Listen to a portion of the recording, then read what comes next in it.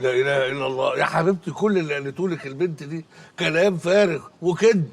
انا عمري ما اتجوزت غير مامتك وما عنديش ولاد غيركم. طيب والكلام بقى اللي سمعته منار بينك وبين ماما ده ايه؟ مناقشه عاديه. ما هي البنت الكدابه دي زي ما راحت قالت لك الكلمتين الفارغين دول، راحت قالت لمامتك نفس الكلمتين، فمامتك في الاول طبعا شكت حقها، بس بعد كده لما فكرت بالعقل فهمت ان البنت دي نصابه واللي معهاش ورق رسمي يثبت كلامها. طب ما تبلغ عنها، انا مش فاهمه انت مستني ايه؟ لا، ما انا اوريدي عملت كده، بس الكلام ده بياخد وقت، انت فاهمه، بس بطمنك في الاخر هيتقبض عليها، هيتقبض عليها. عشان كده بقى انا عايزك ايه؟ عايزك لما تيجي هي تتكلم معاكي يا تتفاديها، يا اما لو اصرت انها تتكلم معاكي تقلعي اللي في رجلك وتديها قدام المدرسه كلها وعلى مسؤوليتي، وانا هكلم صاحب المدرسه لازم يرفدها، دي لا تصلح مدرسه ابدا.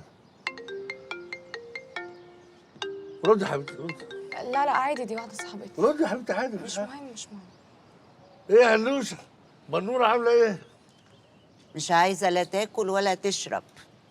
طيب طمنتيها ان احنا الحمد لله خلاص سوينا كل الامور ومفيش حاجه اسمها طلاق، وانا قاعد معاكم وخلاص تمام؟ هو انت فاكر ان اللي سمعته بينا هو اللي خلاها تعمل كده في نفسها؟ ده انت البرومة واكلة دماغك. بالراحه بقى، انا مصدقت اقنعت البنت ان احنا تمام والحياه فل. طب ما تتشطر كده وتطلع تقنع اللي فوق انها تتجوز معتز. معتز مش جه وطلبها مني صحيح؟ لا يا شيخ بجد. لا، انت حد قال لك ولا ايه؟ اه، حتى لك كاميرات في مكتبك. هو مين ده اللي هيقول لي؟ انا بتكلم في الصح اللي لازم يتعمل عشان بنتك تنسى اللي اسمه ادهم ده.